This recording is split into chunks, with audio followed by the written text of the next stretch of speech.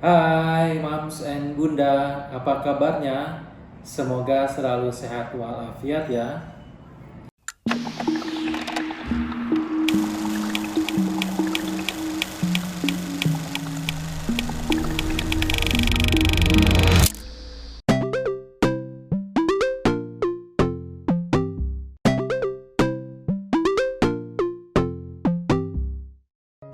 Mams and Bunda, ibu hamil itu tidak boleh kekurangan gizi ya.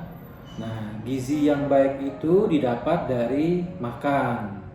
Nah, jadi ada beberapa penyakit ya, gangguan makan atau eating disorder itu terjadi pada ibu hamil. Nah, gangguan apakah itu? Yuk kita diskusikan hal ini bersama saya.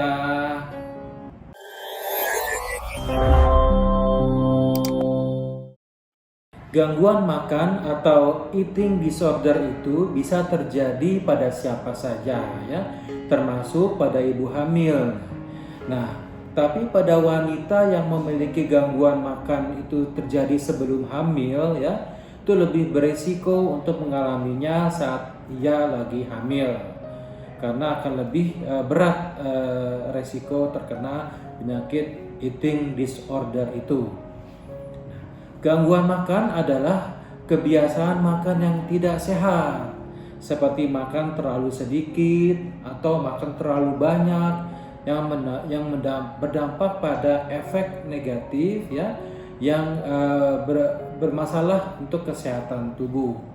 Nah, pada ibu hamil ya, gangguan makan itu tidak hanya berdampak pada dirinya sendiri ya, tapi juga mempengaruhi tumbuh kembang janin yang dikandungnya. Gangguan makan pada ibu hamil itu bisa disebabkan berbagai faktor ya, seperti misalnya adanya perfeksionisme terhadap dirinya sendiri di masa kecil sehingga dia ingin tampil lebih ideal ya, dengan body yang ideal. Dia harus terlihat oleh semua orang, nggak boleh gemuk sedikit ya, sehingga kalau dia gemuk sedikit maka waduh repot. Nah, dia terjadi gangguan makan sehingga tidak mau makan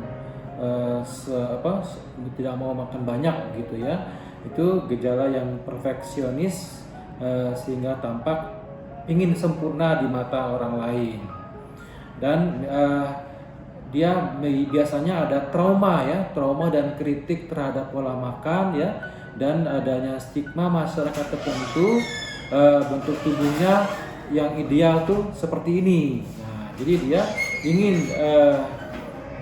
sama seperti apa yang dilihat orang gitu ya. Selain itu, perubahan bentuk tubuh selama kehamilan itu membuat resikonya membuat ibu hamil itu mengalami gangguan makan ya. Jadi bentuk ibu hamil yang besar perutnya, jadi rasa perfeksionisnya itu nggak nyaman gitu dengan bentuk tubuh yang tidak ideal. Nah itu ya, gangguan-gangguan makan ini antara lain ada 3 jenis ya, misalnya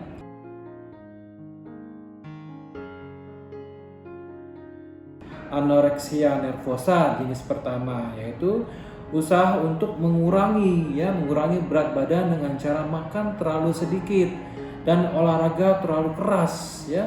Anoreksia ini ditandai dengan gejala berupa turunnya berat badan secara drastis ya, kulitnya kering karena kekurangan cairan, kurangan gizi karena olahraga yang terlalu terlalu keras ya, dan rasa lelah yang berlebihan.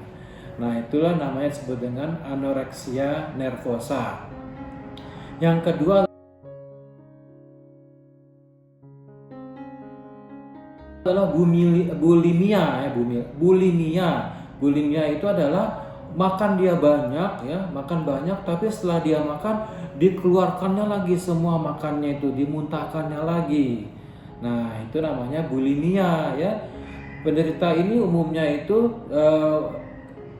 mudah mengalami perubahan mood ya, perasaan yang tidak nyaman ya, terlalu khawatir dengan berat badan ya, dan selalu berpikir tentang makanan yang dikonsumsinya ini tidak sehat untuk membentuk tubuh yang ideal. Nah, yang ketiga